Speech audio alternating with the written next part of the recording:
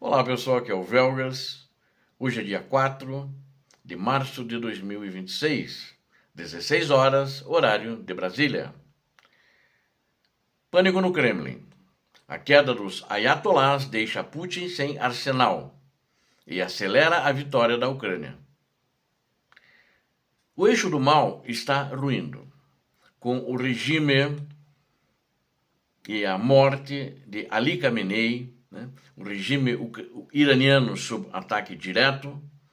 Putin virou fumaça, o arsenal dele virou fumaça.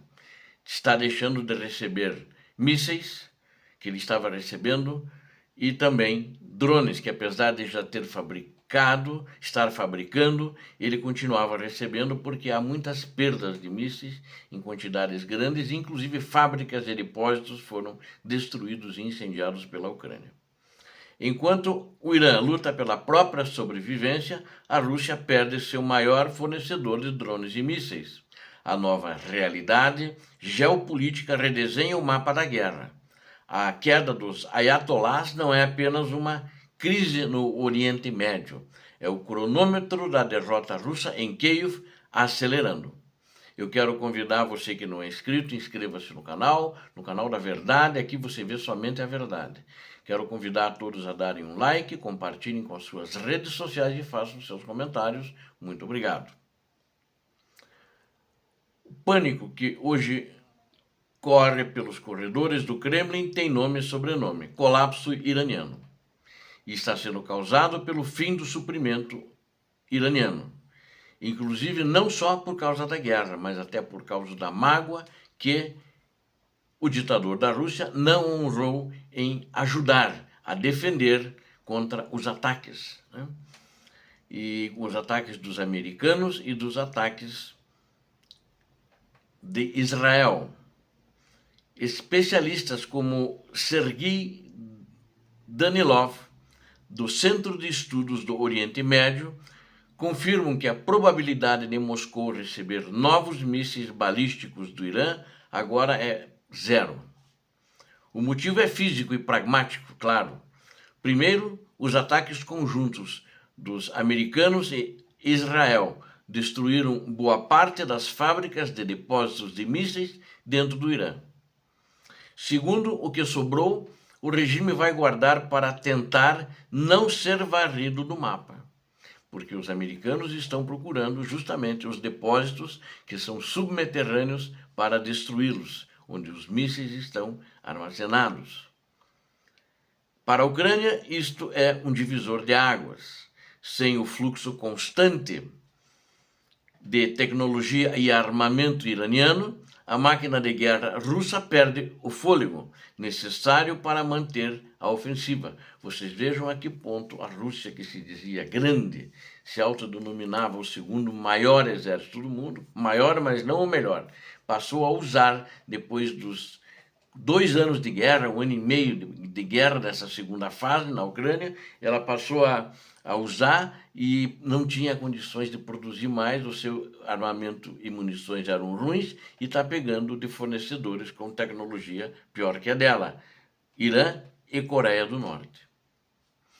Mas nem tudo são flores. Esse é um dilema das munições ocidentais para eles. A intensidade no conflito do Irã está esgotando os estoques americanos também. E precisamos falar a verdade sem rodeios. O uso massivo de sistemas THAAD para proteger Israel é um alerta vermelho para Kiev também. Em 2025, os Estados Unidos gastaram 150 mísseis interceptores THAAD em Israel. Um detalhe técnico assustador: o Pentágono comprou menos de 650 desses mísseis desde 2010. Um único ataque massivo do Irã pode consumir o estoque de um ano inteiro da indústria americana. Washington agora enfrenta uma escolha cruel: continuar enviando defesa de ponta para a Ucrânia ou estocar para suas próprias bases e para um eventual conflito com a China. A economia de guerra mudou e foi um retrocesso tecnológico necessário que a Rússia enfrentou. O exército dos Estados Unidos da América percebeu que disparar um míssil de 2 milhões de dólares contra um drone de 100 mil dólares é um suicídio financeiro. A solução, um retrocesso tecnológico deliberado também para os americanos. Estão usando mísseis modificados da época do Vietnã que custam 25 mil dólares para derrubar os drones iranianos. Para a Ucrânia, isso significa que os sistemas de alta tecnologia como o Patriot se tornarão ainda mais raros. O Kiev terá que se adaptar a soluções de baixo custo de alta eficiência, pois a prioridade de Washington agora está dividida entre o deserto iraniano e as planícies e as estepes ucranianas. E a Ucrânia já colocou os seus engenheiros, os seus cientistas para pensar em soluções criativas, assim como teve para mísseis Flamingo e outros, até para drones, que é ela que inovou na guerra de drones. E é uma reação desesperada de Putin, porque a morte de Ali Khamenei foi o golpe final na parceria estratégica Moscou-Teherã. Putin classificou a operação como uma violação cínica, mas a verdade é que ele está de mãos atadas. Assim como em junho de 2025, a Rússia se limita a notas diplomáticas de repúdio. Putin não tem capacidade militar para intervir no Irã e salvar os seus aliados. Ele mal consegue segurar suas próprias fronteiras. A China e a Coreia do Norte também gritam contra a violação da soberania iraniana, mas na prática ninguém vai mover um dedo para salvar um regime que já foi decapitado, mesmo que já tenha um sucessor. O caminho para a vitória é uma conclusão técnica, é inevitável. A derrota do Irã, como cúmplice da agressão russa, é o maior presente estratégico que a Ucrânia recebeu nos últimos meses. Sem os Shahed e sem os mísseis de Teherã, a Rússia fica isolada e dependente apenas de sua própria indústria capenga e também da Coreia do Norte, mas a Coreia do Norte já diminuiu as suas entregas, preparando-se para uma necessidade. O que ela despejou para a Rússia foi os estoques antigos, em muito grande quantidade, da União Soviética na década de 60 e 70. O cenário da vitória da Ucrânia não passa apenas pelas trincheiras em Donbass, mas pela fumaça que sai dos escombros em Teherã, em todo o Irã. O Kremlin sabe que sem o Irã, o tempo de Putin pode estar contado.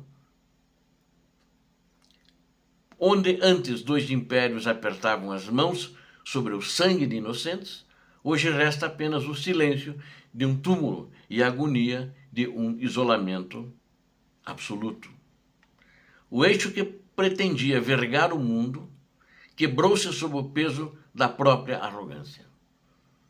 Enquanto as luzes de Teherã se apagam, uma nova aurora começa a despontar sobre Kiev, provando que a tirania pode até compartilhar o poder, mas o destino final de todo o ditador é enfrentar a noite sozinho, sem aliados e sem saída. Obrigado a vocês que assistiram este vídeo, eu conto com vocês. Aqui vocês viram a verdade, inscrevam-se no canal, peço a todos que deem um like, compartilhem com as suas redes sociais e façam os seus comentários. Eu peço a Deus que abençoe a todos vocês, Deus abençoe a Ucrânia, Deus abençoe o Brasil. Paz e bem, paz para toda a humanidade. Muito obrigado.